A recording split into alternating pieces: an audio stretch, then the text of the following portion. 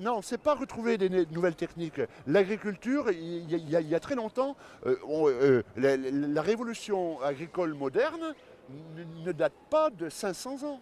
Hein. Elle date de 100 ans maximum. Donc, il s'agissait aux agriculteurs, aux paysans, de reprendre en main les notions agricoles de cultivateurs, de paysannerie qu'ils avaient. Ils ont perdu. On leur a soustrait, je dirais même. Le discours du retour à la nature, ça, il est revendiqué. Ouais. Le discours de l'agroécologie, il va être revendiqué. Le discours du sol, de se réapproprier le sol, il est revendiqué. Mais ce qui est intéressant, c'est de savoir comment il est revendiqué. Et que derrière le retour à la nature, il y a des visions extrêmement différentes de ce que c'est que le retour à la nature. D'accord ? Et c'est ça qui est intéressant. C'est-à-dire, on évoquait tout à l'heure, par exemple, les différences de vision entre... c'est très schématique, bien sûr, parce que entre agri-bio et agriculture de conservation, bien sûr que c'est pas aussi simple que ça. Mais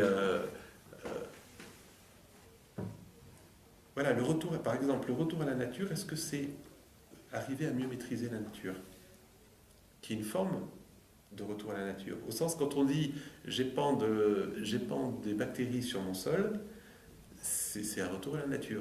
Enfin, c'est revendiqué comme étant un retour à la nature. Et c'est quelque chose de très différent du bio, enfin de ce que vous indiquez sur le bio, et qui va revendiquer aussi un retour à la nature. On va avoir des conduites du champ cultivé où on va chercher à accroître finalement la biodiversité pour qu'elle fournisse des services. Et ce qui va avoir des tas d'intérêts comme d'accroître la teneur en matière organique des sols, par exemple. C'est-à-dire que si on fait beaucoup de plantes de couverture, on met plus de carbone dans le sol et ça va avoir on va augmenter la teneur en matière organique. Et donc, finalement, un nouveau champ qui s'ouvre sur trouver des systèmes agricoles finalement qui puissent fournir ces services-là, tout en gardant l'objectif premier finalement, qui était la réduction et du coup le rêve, entre guillemets, d'avoir des systèmes qui fournissent à la fois des services, mais qui sont aussi d'un point de vue économique extrêmement rentables, puisqu'on en fait moins dans le système. Il y a d'autres visions du sol qui existent, qui seraient de dire, dans le sol, il y a des tas de ressources, il y a des bactéries qui font de la fixation non symbiotique. Ce serait bien qu'on arrive à trouver la bactérie qui suffirait d'épandre sur les champs pour pouvoir produire de l'azote à partir ou pouvoir faire de la mycorhisation, etc. Là, c'est une vision du sol qui est, de mon point de vue, assez proche finalement de l'agriculture actuelle. Au sens où on change d'intrant finalement. Au lieu de mettre de l'azote, on met la bactérie qui fixe l'azote. Mais ça ne va pas changer, ça n'a pas, pour marcher, ça n'a pas besoin de changer radicalement le système technique. D'accord ? Alors que l'agribio ou l'agriculture de conservation ont besoin de changer le système technique pour marcher.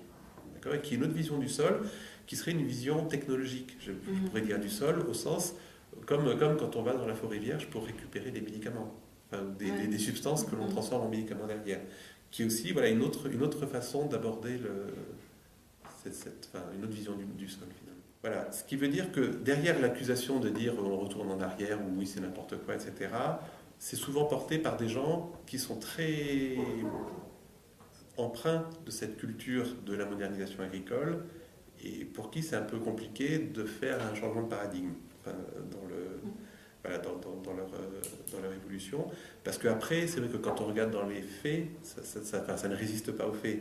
Au sens où vous parlez d'innovation, par exemple technologique, dans l'agriculture de conservation, ça a été permis par l'innovation technologique machinisme en particulier, et puis l'innovation technologique semences, plantes de couverture, donc qui a derrière. Donc, ce sont des formes d'agriculture biologique. Il y a beaucoup d'innovation. Alors, pas forcément dans les produits eux-mêmes, mais dans la façon de conduire les cultures, qui sont très, très innovantes. Donc c'est des lieux dont on sait qu'elles sont très innovantes, beaucoup plus finalement qu'une agriculture plus moderniste actuellement, même si...